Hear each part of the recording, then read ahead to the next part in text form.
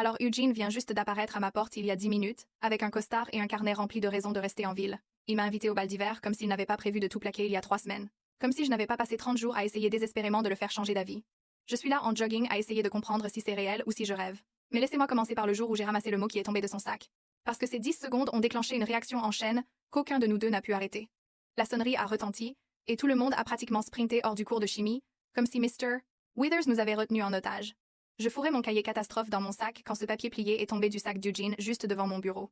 Eugene qui avait peu, être dit 10 mots tout le semestre, et qui avait toujours l'air de quelqu'un à qui on venait d'annoncer que son chien était mort. Je l'ai ramassé, pensant que j'allais avoir un bon potin sur le fait qu'il avait des émotions humaines ou un truc du genre. Ouais, c'était con de ma part. La première ligne m'a fait glacer le sang. Ce n'était pas une lettre d'amour ou des réponses de devoir. C'était une lettre qui disait qu'il quittait la ville mardi prochain. Il avait déjà acheté un billet de train aller simple. Pas d'adresse de réexpédition, pas de retour. Il prévoyait de disparaître au milieu de la nuit. Je l'ai fourré dans ma poche. Et je l'ai suivi pendant que mon cœur explosait carrément. Il est entré dans la salle de musique vide, et j'ai compté jusqu'à 10 avant de le suivre. Puis j'ai fermé la porte et je l'ai verrouillée, ce qui n'était absolument pas dramatique du tout. C'est quoi ce bordel? Il s'est retourné, et m'a regardé comme si j'avais perdu la tête. J'ai brandi le mot. Ça est tombé de ton sac. La couleur a quitté son visage si vite que j'ai cru qu'il allait s'évanouir. Rends-le-moi. Non, c'est à moi. Rends-le-moi tout de suite. Sa voix était mortellement calme, mais je pouvais entendre quelque chose dessous. De la peur peut être, ou de la colère, probablement les deux. J'ai dit, non. Tu veux expliquer ça? J'ai agité le papier devant lui. Je ne te dois pas d'explication. Tu ne me connais pas. On n'a jamais parlé avant. Eh bien, on parle maintenant. Ma voix est sortie plus fort que je voulais. Tu ne peux pas juste disparaître. Tu ne peux pas juste tout laisser derrière toi comme si ta vie ici ne valait rien. C'est dangereux. Tu te rends compte? Hein? Il a ri et c'était le son le plus moche que j'avais jamais entendu. Waouh. Sérieux? C'est dangereux? Je ne savais pas. Dieu merci, une fille random de chimie m'a informé. Ne sois pas une. Alors ne sois pas un abruti. C'est quoi ton plan là? Dire au conseiller d'orientation. Appeler mes parents. Vas-y. Ils ne t'arrêteront pas. Ça m'a stoppé net. Quoi? Juste rends-moi le mot et fais comme si tu ne l'avais jamais vu. Je ne peux pas faire ça. Je l'ai trouvé pour une raison. Tu l'as trouvé parce que je l'ai fait tomber. Et que tu es curieuse. Ce n'est pas le destin. Mais je n'abandonnais pas. Quelque chose dans sa façon de dire « Je ne suis pas le premier » m'a fait pousser plus fort. Donne-moi 30 jours. Quoi? 30 jours? Laisse-moi te montrer 30 raisons de rester en ville. Une par jour jusqu'au bal d'hiver. Tu es vraiment folle. Il a secoué la tête. Tu penses quoi? On va boire un café et regarder des couchers de soleil. Et d'un coup je vais réaliser que cette ville est parfaite. Tu regardes trop de films, Heather. Je pense que tu as déjà pris ta décision. Alors, 30 jours de plus c'est quoi? J'inventais au fur et à mesure, mais il n'avait pas besoin de le savoir. Sauf si tu as peur de vraiment changer d'avis. Je n'ai pas peur de ta merde de carte Hallmark. Il s'est approché et pendant une seconde j'ai cru qu'il allait essayer d'attraper le mot. Tu sais quoi? D'accord. Tu veux gaspiller ton temps? Vas-y. Mais quand ça ne marchera pas? Ça pourrait marcher, mais au moins essaie. D'accord, il a boudé. Je lui ai tendu le mot, et quand il a tendu la main, je l'ai déchiré en deux, puis encore en deux. Il m'a regardé choqué, puis il s'est énervé. C'était à moi, il a dit doucement. Plus maintenant.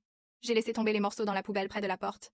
On commence demain. Ne m'oblige pas à te traquer parce que je le ferai absolument, et ce sera gênant pour nous deux. J'ai déverrouillé la porte et je suis partie avant qu'il puisse répondre. Mes mains tremblaient tellement que je pouvais à peine ouvrir mon casier. Mais je l'avais fait. J'avais gagné 30 jours.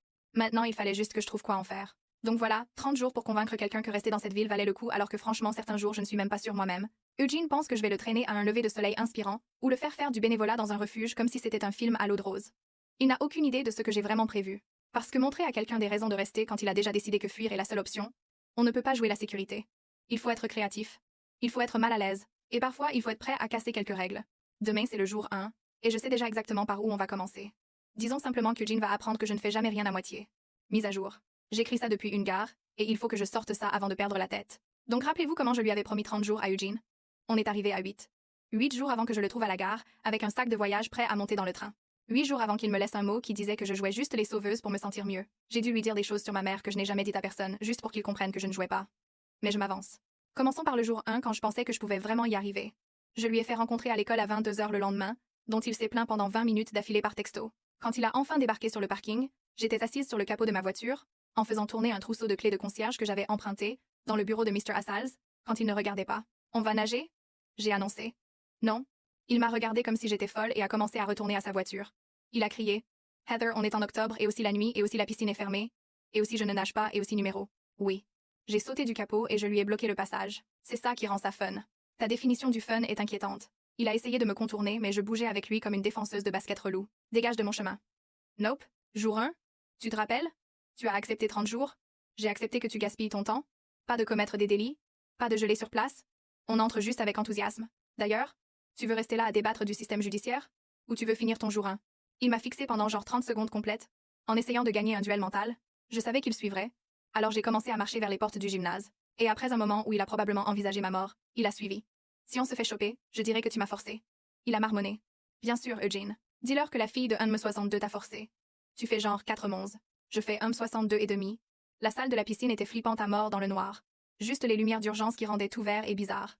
Ok, je suis là. Mais je ne nage pas, a dit Eugene, debout au bord comme si l'eau allait le mordre. Si, tu nages.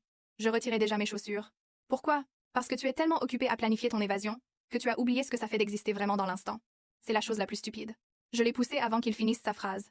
Il a touché l'eau avec un énorme plouf, et est remonté en crachant et en insultant toute ma lignée familiale. C'est quoi ton putain de problème? Il a craché, en repoussant ses cheveux trempés de ses yeux. Je suis sauté après lui, tout habillé parce que franchement, pourquoi pas à ce stade? Je te déteste? Il a craché. Mais il était presque en train de rire. Viens. Détester, c'est un sentiment. On progresse. On a flotté là dans le silence volé de l'endroit. Deux idiots tout habillés dans le noir. Et pendant juste une seconde, aucun de nous ne pensait à fuir ses problèmes. Le jour 3, je lui ai envoyé un texto à 1h30 du matin, un mercredi. Habille-toi. On va dans un dîner. Et je lui ai envoyé l'adresse. Sa réponse a été immédiate, ce qui voulait dire qu'il ne dormait pas non plus. Juste un pouce en l'air. Eugene est arrivé l'air d'une mort réchauffée, cheveux en pétard dans 12 directions. Pourquoi je suis là? Il a lâché à plat. La nourriture a un goût différent à 2h du matin quand tu es censé dormir. Je lui ai dit en glissant dans le box en face de lui. Ça n'a aucun sens scientifique. La plupart des bonnes choses n'en ont pas. La serveuse avait l'air d'avoir 70 ans, et complètement indifférente à deux ados, qui détruisaient leur rythme de sommeil. Eugene a commandé un café noir et rien d'autre. Il faut que tu manges quelque chose, j'ai dit. Pas faim. Je savais que ce n'était pas vrai, alors j'ai commandé un de tout au menu petit déjeuner. C'est de la folie, a dit Eugene. Tu ne peux pas tout manger. Regarde-moi. Quand la nourriture est arrivée, ça couvrait toute la table. Pancakes, gaufres, œufs sous toutes les formes possibles, bacon, saucisses, pommes de terre rissolées, toast, pain perdu, flocons d'avoine. Eugene a fixé tout ça comme si ça l'avait personnellement offensé. Et c'est les pommes de terre rissolées. J'ai poussé l'assiette vers lui. J'ai dit que je n'avais pas faim. Juste une bouchée. Elles sont croustillantes. Pourquoi tu t'en fous que je mange? Parce que se laisser mourir de faim, c'est ennuyeux. Sois au moins original. Il a pris la plus petite bouchée possible, probablement juste pour prouver un truc. Puis il en a repris une autre. Elles sont pas mal. Il a admis. Puis il en a volé 3 de plus, quand il pensait que je ne regardais pas. Le jour 6, je l'ai traîné dans le parking abandonné derrière l'ancien Sears à minuit. On va crier. J'ai annoncé quand on est arrivé au dernier niveau. Pardon quoi? Crier le plus fort possible jusqu'à s'abîmer la gorge. Il m'a regardé comme si j'avais proposé qu'on s'immole par le feu. J'ai commencé. J'ai juste ouvert la bouche et j'ai hurlé dans l'espace béton vide. Ça a fait écho éternellement, rebondissant sur les murs et revenant en colère. Eugene restait là, l'air profondément mal à l'aise. Allez, j'ai dit. Personne ne peut nous entendre ici. C'est tellement con. Tout est con. Crie dessus. Il a fait un petit cri faible comme s'il appelait un chien. C'était pathétique. Ma grand-mère pourrait crier plus fort et elle est morte. Ça l'a eu. Il a vraiment crié pour de vrai cette fois. Et puis encore. Et puis on criait tous les deux dans le noir comme des fous. Nos voix qui se cassaient et se chevauchaient jusqu'à ce qu'on ne sache plus qui était qui. On a continué jusqu'à s'abîmer la gorge. Puis Eugene a crié des mots au lieu de juste du son. Ça aurait dû être moi. L'écho rendait ça pire, le répétant encore et encore. Ça aurait dû être moi. Être moi. Moi. Tout son corps tremblait et il respirait fort comme s'il voulait pleurer mais ne pouvait pas. Eugene ne. Il a dit sec et rauque comme si ouvrir cette boîte de Pandore l'aurait détruit. Juste ne. Je n'arrêtais pas de penser à ce qu'Eugene avait crié dans ce parking. Ça aurait dû être moi. Les mots rebondissaient dans ma tête pendant 2 jours, et je savais que je passais à côté d'un truc énorme. Jour 7, on était allé à la salle d'arcade. Et il jouait comme un zombie. Sans même réagir quand il gagnait. Quelque chose empirait. Pas s'améliorait. Alors jour 8, j'ai décidé d'essayer autre chose. J'avais trouvé un vieux magasin de musique qui te laissait jouer de n'importe quel instrument gratuitement. En pensant que il avait besoin de créer quelque chose au lieu de juste consommer des expériences. Je lui ai envoyé 3 textos sans réponse, ce qui n'était pas si bizarre, puisqu'il m'ignorait souvent jusqu'à ce que je menace de débarquer chez lui. Mais quelque chose n'allait pas. Être la façon dont il m'avait regardé hier, comme s'il mémorisait mon visage. Être juste de la parano. Mais j'ai conduit jusqu'à sa maison à 15h, quand ses parents seraient encore au travail. La porte d'entrée était entr'ouverte, ce qui m'a immédiatement donné la nausée. Eugene. J'ai poussé plus grand et je suis entrée. La maison était morte silencieuse. Ce genre de silence épais qui ne va pas. Eugene, c'est pas drôle. J'ai traversé le salon, remarquant les photos de famille où quelqu'un avait été soigneusement découpé de chacune. La cuisine était vide. Je suis montée, et mes mains tremblaient déjà parce qu'une partie de moi savait. Une partie de moi reconnaissait ce silence précis de quand j'avais 10 ans. Rentrer de l'école pour trouver la maison trop silencieuse, et la porte de la chambre de maman ouverte, sa chambre saccagée, et toutes ses affaires juste parties. La chambre de Jean ressemblait exactement à la sienne, comme si une tornade était passée. Tiroir tiré, porte de placard grande ouverte, cintre par terre. Son ordi avait disparu, son sac avait disparu. Ce stupide manuel de physique qu'il trimballait partout avait disparu. Pas encore. Pas encore. Pas encore. S'il te plaît. Pas encore. Je me répétais. Un pauvre effort pour me réconforter et trouver une solution. Eugene, s'il te plaît. Je ne peux pas revivre ça. S'il te plaît. Mon esprit partait en vrille. Et mes yeux fouillaient partout. Et c'est là que j'ai vu un mot sur sa table de nuit. Mon nom était en haut. Arrête de jouer les sauveuses. Ce n'est pas ta faute, mais ce n'est pas ton problème non plus. Trouve-toi un meilleur projet. Je l'ai froissé et je l'ai jeté contre le mur. Il allait à la gare. Je le savais. Je ne savais pas si j'étais déjà trop en retard, mais ça ne m'a pas arrêté. Je suis montée dans ma voiture et je suis allée à la gare la plus proche. La gare était immense et je courais partout comme une idiote sans plan. Ça n'aidait pas que l'endroit soit bondé de gens d'affaires avec leurs stupides mallettes, des familles qui traînaient des gosses qui pleuraient. Tout le monde bougeait comme s'il savait exactement où aller sauf moi. J'étais cette fille folle qui sprintait dans la foule, vérifiant chaque quai, chaque banc, chaque coin où quelqu'un pouvait se cacher avec un sac de voyage. Quai 1, rien. Quai 2, c'était juste un couple qui se roulait des pelles. Burke. Quai 3, 4, 5, rien, rien, rien. Mon cœur faisait ce truc où il bat si fort que tu l'entends dans tes oreilles. Et si j'étais trop en retard? Et s'il était déjà monté dans un train pour nulle part? Et si ce n'était même pas la bonne gare et que je perdais du temps pendant qu'il fuyait, on sait pas où? Puis quai 7, je l'ai repéré. Il attendait que les portes du train s'ouvrent. Il serrait son sac de voyage très fort. Puis la porte s'est ouverte et il avait déjà un pied qui montait. Je n'ai pas réfléchi. J'ai juste couru parce que c'était ma seule chance. J'ai attrapé sa veste à deux mains et je l'ai tirée en arrière si fort qu'on est tous les deux tombés. On a touché le sol du quai avec un horrible bruit sourd qui m'a coupé le souffle. Mon coude faisait un mal de chien et les gens nous regardaient, mais je n'ai pas lâché sa veste. C'est quoi ce bordel, Heather? Il a essayé de se relever, mais je tenais toujours sa veste dans un étau. Je me suis mise juste devant sa figure pour lui crier dessus. Tu fais quoi là? On avait un deal? 30 jours? Tu te rappelles? Tu m'as promis 30 jours, et ça fait 8-8, et tu vas juste fuir comme un lâche? Lâche-moi. Sa voix était glace froide. Les portes du train se sont fermées, et il a commencé à partir. Il l'a regardé partir, et tout son visage a changé. Est devenu plus méchant. Tu viens juste de tout ruiner. C'était ma chance de enfin de quoi? Disparaître. Laisser tout le monde se demander si je suis mort dans un fossé quelque part. Tu n'étais même pas censé être chez moi. Eh ben tant pis. J'ai crié. Je l'ai regardé me fixer avec un air de dégoût, comme s'il ne pouvait rien haïr plus que moi à cet instant. Puis il m'est rentré dedans.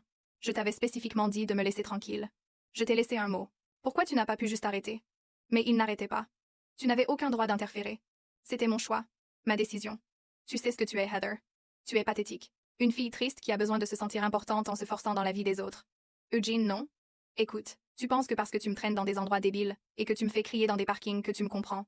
Tu ne sais rien de moi. Tu es juste une personne de plus qui a besoin que je reste pour se sentir mieux. Je frottais mes yeux, sentant la douleur de mon cœur et combien tout était lourd. J'étais juste là à tout encaisser, le regardant rager depuis son lit d'hôpital, pendant que mon cerveau superposait le visage de ma mère au sien. Dis quelque chose. Eugene a pratiquement hurlé. Et j'ai réalisé que j'étais complètement silencieuse depuis des minutes. Je ne joue pas avec toi, Eugene. Ma voix est sortie plate et bizarre. Tu penses que c'est un jeu? Tu penses que je fais ça pour m'amuser? Il a commencé à répondre, mais j'ai continué. Ma mère est partie quand j'avais 10 ans. Les mots sont sortis doucement, presque comme si je testais si je pouvais vraiment les dire à voix haute. Elle ne m'a jamais voulu à la base. Elle est tombée enceinte à 19 ans et voulait se débarrasser de moi. J'ai dégluti difficilement, mais ses parents ont découvert, et ils étaient super religieux, alors ils l'ont forcée à me garder. Eugene est devenu complètement immobile. Elle m'a détesté chaque jour. Je pouvais le sentir, tu sais.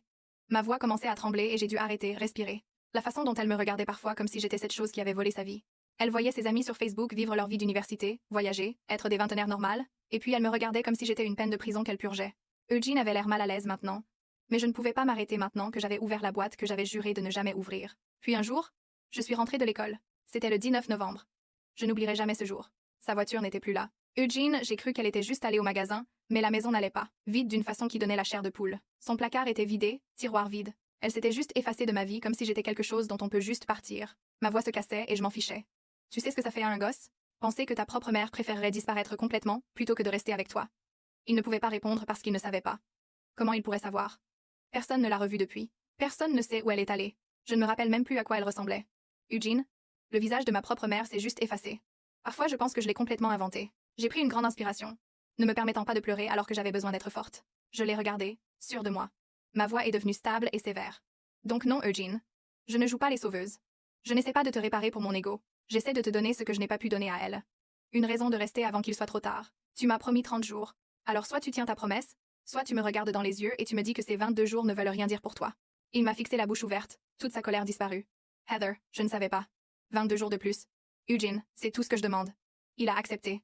Mais voilà ce que Jean ne réalise pas. Pendant qu'il était assis par terre à la gare en acceptant 22 jours de plus juste pour me faire taire, je faisais déjà des plans.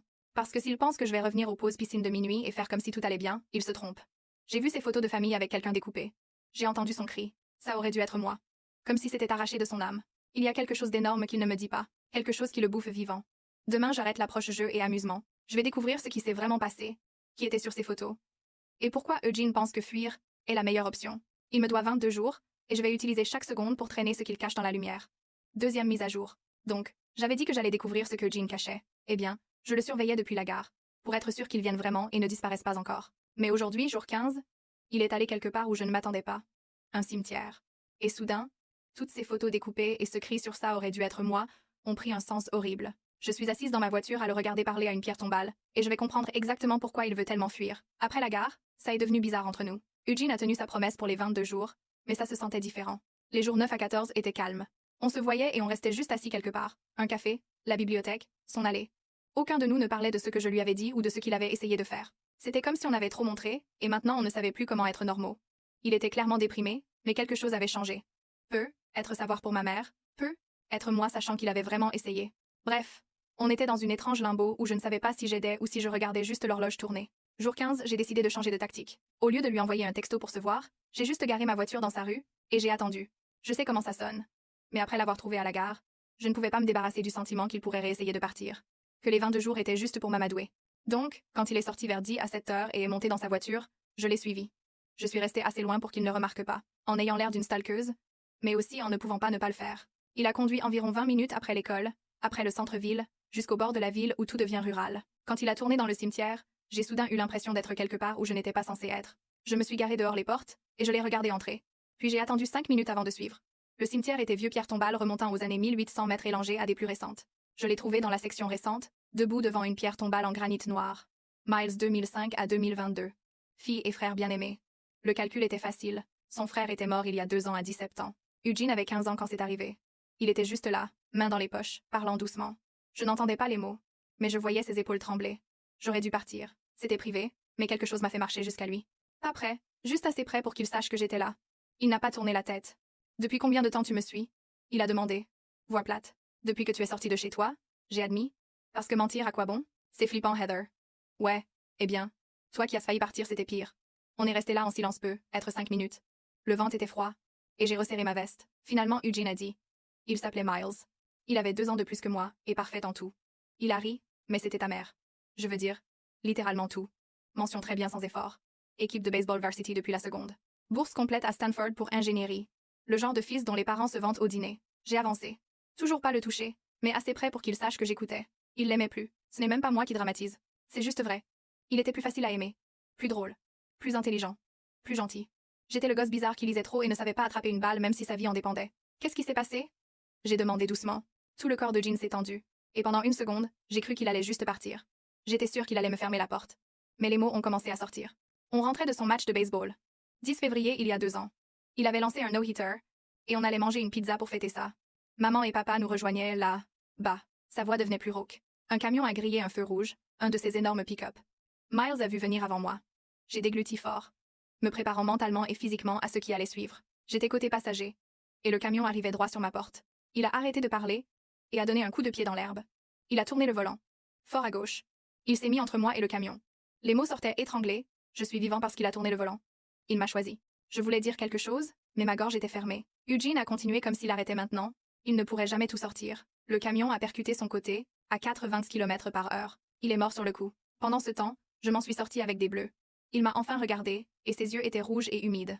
Tout le monde disait qu'il était un héros, qu'il m'avait sauvé. Mais tout ce à quoi je pouvais penser, c'était que le monde avait perdu Miles, futur ingénieur, étudiant à Stanford, fils parfait, et s'était retrouvé coincé avec moi à la place. Le décevant, le fils de rechange qui n'était pas censé survivre. Tes parents? J'ai commencé, mais il m'a coupé. Ils ne le disent jamais, mais je sais qu'ils auraient préféré que ce soit lui qui survive. Même s'ils ne le disent jamais, je sais. Comment pourraient-ils ne pas? Ils ont perdu leur enfant en or, et se sont retrouvés avec le cassé. Chaque dîner de famille, chaque fête, chaque putain de jour, je les vois me regarder et voir le mauvais fils. Ils l'ont découpé de toutes les photos de famille parce que ça fait trop mal de le voir. Mais je sais ce qu'ils font vraiment, c'est essayer de ne pas penser que ça aurait dû être moi qui prenne le choc. Que Miles devrait être à Stanford là tout de suite au lieu d'être sous terre. Sa voix s'est complètement cassée sur le dernier mot. Et soudain il pleurait. Pas de jolies larmes, mais des sanglots moches, qui secouent tout le corps, comme si quelque chose s'était enfin brisé. J'étais censée mourir ce jour-là. Le camion arrivait sur moi, il n'aurait pas dû tourner le volant. Il n'aurait pas dû me choisir. Je ne vaux pas ça. Je ne vaux pas sa vie. Je l'ai attrapé alors, je l'ai serré contre moi. Même si on n'était pas du genre à se prendre dans les bras. Pas amis comme ça, mais il avait besoin que quelqu'un le tienne ensemble pendant qu'il s'effondrait. Ça aurait dû être moi. Il n'arrêtait pas de dire dans mon épaule. Ça aurait dû être moi. Ça aurait dû être moi. Je l'ai tenu pendant qu'il pleurait dans ce cimetière. Bonjour. Je suis ravie de vous accompagner dans nos services vocaux. Choisissez la voix qui vous inspire, et créons ensemble votre projet sonore. Comment je vis avec ça? Tu n'as pas à trouver comment vivre avec pour toujours. Juste aujourd'hui, puis demain? Juste demain. Arrête d'essayer de résoudre toute ta vie d'un coup. Miles t'a donné du temps. Utilise-le pour respirer, pas pour planifier ton évasion. Mais voilà ce qui arrive quand on partage son traumatisme le plus profond avec quelqu'un. Une fois qu'on s'est vidé émotionnellement l'un sur l'autre, on ne peut pas redevenir des étrangers. Les 7 jours suivants allaient prouver que je suis bien meilleure pour sauver les gens que pour garder mes sentiments sous contrôle. Et Eugene, il allait découvrir que rester voulait dire affronter des sentiments dont il fuyait, lui aussi. 3e mise à jour. Eugene vient de me dire qu'il a besoin d'espace avec moi. La personne qui l'a empêché de fuir. Apparemment, je deviens sa raison de rester. Et ce n'est pas sain. Je suis assise dans ma voiture à essayer de digérer comment sauver quelqu'un, s'est transformé en ce bordel qui vient de se passer au jour 22. Après le cimetière, on n'a pas parlé pendant 2 jours. Pas parce qu'on s'évitait, mais parce que qu'est-ce qu'on dit après un truc pareil? Je l'avais tenu pendant qu'il sanglotait sur son frère mort. Il m'avait vu admettre que ma mère m'avait abandonné comme si j'étais des ordures. On avait franchi une ligne invisible, et aucun de nous ne savait comment revenir en arrière ou avancer. Donc, on s'envoyait juste des mimes stupides, en faisant comme si tout était normal alors que rien ne l'était plus. Jour 16. Il a enfin brisé le silence avec un vrai texto. Café et avant que tu demandes. Oui, je mangerai quelque chose. Je suis arrivée pour le trouver déjà là avec 2 muffins et ma commande habituelle qui m'attendait. Regarde-toi, me rappelant que je suis intolérante au lactose, j'ai dit en glissant dans le box. Dur d'oublier quand tu l'as annoncé de façon dramatique à tout Starbucks la semaine dernière. On est resté là 2 heures, sans parler de Miles ou de ma mère ou de fuir, juste exister dans le même espace sans que ça ressemble à une surveillance anti-suicide. Mais Eugene restait Eugene. Jour 17, il a annulé à la dernière minute. Jour 18, il est venu mais parlait à peine. Fixait juste son téléphone, comme s'il contenait les secrets de l'univers. Ça va? J'ai demandé après 20 minutes de silence. Défini. Ça va? Il a dit sans lever les yeux, pas activement en train de planifier de fuir l'état. La barre est basse maintenant. La barre est sous terre, Eugene. Il a presque souri à ça. Presque. Jour 20. Eugene a débarqué chez moi sans prévenir. Mes parents font leur dîner mensuel où on fait comme si notre fils n'était pas mort. Je peux juste être là. On a passé la nuit sur mon toit, lui me montrant les constellations pendant que je faisais semblant de comprendre de quoi il parlait. Celle-là, c'est Cassiopée, il a dit, en traçant la forme avec son doigt. Elle était vaniteuse, et s'est retrouvée transformée en constellation comme punition. Dur. J'ai dit. Mieux que disparaître quand même, il a dit doucement. Ouais, j'ai répondu. Carrément mieux. J'aurais dû savoir que quelque chose changeait quand il a commencé à parler du futur. Pas dans le sens je planifie ma fuite, mais des mentions casuales. Quand on sera diplômé, il disait. Ou l'été prochain. On devrait comme s'il prévoyait vraiment de rester. Il a même parlé de regarder des universités, toutes locales, et mon cœur a fait ce truc gênant de salto, parce que juste peu, j'étais une partie de la raison pour laquelle il voulait rester. Et c'est là que j'ai su que j'étais dans la merde parce que j'avais commencé à remarquer des choses que je n'aurais pas dû, comme comment il repoussait ses cheveux quand il se concentrait, comment il fredonnait ses équations de physique aléatoires sous son souffle, comment quand il souriait, un côté montait plus haut que l'autre. Des choses stupides qui faisaient bizarre et serrées à ma poitrine. Le 22e jour, c'est quand Eugene m'a confronté sur mes sentiments. On était au parc assis sur des balançoires comme si on avait 5 ans quand il a soudain arrêté de se balancer. Heather. Il a dit. Et j'ai su à son ton que quelque chose n'allait pas. Quoi? J'ai demandé. Même si je ne voulais pas savoir. J'ai réfléchi. Et il faut que je te dise quelque chose. Je me suis préparée au pire scoop de ma vie parce que rien de bon ne suit jamais ces mots. Tu es ma raison de rester dans cette ville, il a dit, sans me regarder. Mon cœur s'est arrêté. Ces dernières semaines, tu m'as fait me rappeler ce que ça fait de vraiment vouloir se réveiller le matin. Mais c'est ça le problème. J'étais tellement confuse. Comment c'est un problème? Parce que je ne peux pas rester juste dans cette ville pour toi. Il faut que je veuille rester pour moi. Il faut que je guérisse vraiment. Pas juste, il a fait une pause comme s'il choisissait soigneusement ses mots. M'accrocher à toi comme si tu étais une bouée de sauvetage. Les mots m'ont touché comme un coup de poing parce qu'il avait raison. Et je détestais qu'il ait raison. Je me suis inscrit en thérapie. Il a continué. Vraie thérapie? Pas juste café. Écrit de minuit. Et je pense que j'ai besoin de faire cette partie seule, au moins pendant un moment. Je voulais argumenter et lui dire que c'était con. Qu'on était bien ensemble. Mais je ne pouvais pas parce que je comprenais. Putain. Je comprenais complètement. Ok. J'ai dit même si ça ressemblait à avaler du verre. Ok. On est resté là sur ces balançoires sans parler, tous les deux sachant que tout avait encore changé. Et la partie la plus con, j'étais tombée amoureuse de lui quelque part entre le cimetière et les leçons de constellation. Mais il avait besoin de se sauver lui-même, et je devais le laisser. Certains pensent que quand on demande de l'espace, l'autre personne reste juste là à attendre. Mais certains vont découvrir que 8 jours de silence, ça marche dans les 2 sens. Et apparemment, Eugene a été plus occupé que je pensais. Restez branché pour ce qui se passe au bal d'hiver parce que le jour 30 va être absolument dingue. Et spoiler, ce n'est pas moi qui ai préparé quelque chose de spécial, mais je risque d'être celle qui va rester sans voix. Je pleure littéralement dans ma salle de bain, et mon mascara est partout. Eugene vient de faire quelque chose le jour du bal d'hiver que je n'avais jamais vu venir, et je ne peux plus respirer. Il y a 2 mois, il voulait tout laisser derrière lui. Ce soir, il vient juste de tout changer. Les jours 23 à 29 ont été nuls. Pas de façon poétique de le dire. Eugene a tenu parole pour l'espace, ce qui voulait dire silence radio complet. Pas de texto, pas de mime, pas même les stupides TikToks qu'on s'envoyait à 3 heures du mat. Je l'ai vu une fois au supermarché, et on a tous les deux fait comme si on ne se voyait pas. Ce qui était super fun, et pas du tout comme se faire poignarder dans la poitrine à répétition. J'ai passé la plupart de la semaine au lit à rewatcher The Office et à manger des céréales à tous les repas, parce que apparemment c'est ce qu'on fait quand on est amoureuse de quelqu'un qui a besoin de guérir indépendamment ou whatever. Mon père n'arrêtait pas de demander si j'étais malade. Je lui ai dit oui parce que le chagrin d'amour compte probablement comme maladie, hein. Ça devrait être remboursé par la Sécu, franchement. Jour 27. J'ai vraiment tapé un texto à Eugene qui disait « Tu me manques ». Mais je l'ai effacé parce que ça servait à quoi? Il avait besoin d'espace. Je lui donnais de l'espace même si l'espace me tuait lentement. Jour 30, c'était le jour du bal d'hiver. La fin officielle de notre deal. Je n'y allais pas. Il y a 30 jours, j'avais déchiré le mot de Jean et je lui avais promis 30 raisons de rester en ville, une par jour jusqu'au bal d'hiver. Eh bien, on y était. J'avais tenu ma promesse. Je lui avais donné toutes les raisons que je pouvais de la nage de minuit au jeu au parc. Et ça avait marché, je suppose. Il était toujours là, pas dans un train pour nulle part. J'essayais de ne pas penser à combien je voulais y aller avec lui, combien je voulais fêter avoir tenu 30 jours. À la place, j'avais tout mon plan soirée pitié. Jogging, glace. Peu. Être un bon pleur devant une rom-com pourrie où les gens finissent vraiment ensemble. Mais là, la sonnette a retenti. Mon père était sorti, alors j'ai dû me traîner en bas, complètement prête à dire à n'importe quel gosse qui vendait des cookies que j'en prenais 50 boîtes de Tin Mints, parce que bouffer ses émotions c'est valide. Sauf que ce n'était pas une gosse. C'était Eugene en costard. Un vrai costard qui lui allait bien et tout. Il tenait un carnet et ses mains tremblaient. « Salut !» il a dit. Et sa voix s'est cassée comme si on était au collège. « Salut !» J'ai réussi à sortir tellement consciente que j'étais en pantalon SpongeBob. Donc je vais en thérapie, hein? Genre vraie thérapie avec une vraie thérapeute qui a des diplômes et tout. Il parlait vite. Nerveux. Je me demandais où il voulait en venir. Et elle m'a fait écrire des trucs. Des devoirs, elle appelait ça. Il a brandi le carnet, toujours en parlant vite. J'étais censée écrire des raisons de rester. Mes propres raisons. Pas pour quelqu'un d'autre. J'en ai 30. Il a ouvert le carnet avec des mains tremblantes, tournant les pages couvertes de son écriture en vrac. Il y en a des simples comme le numéro 7. La façon dont la pluie sonne sur le toit de l'école pendant le cours de chimie. Des qui ont demandé tellement de courage à écrire comme le 18. Mes parents ont besoin de moi même si on ne sait pas encore parler de Miles. Sa voix est devenue plus douce.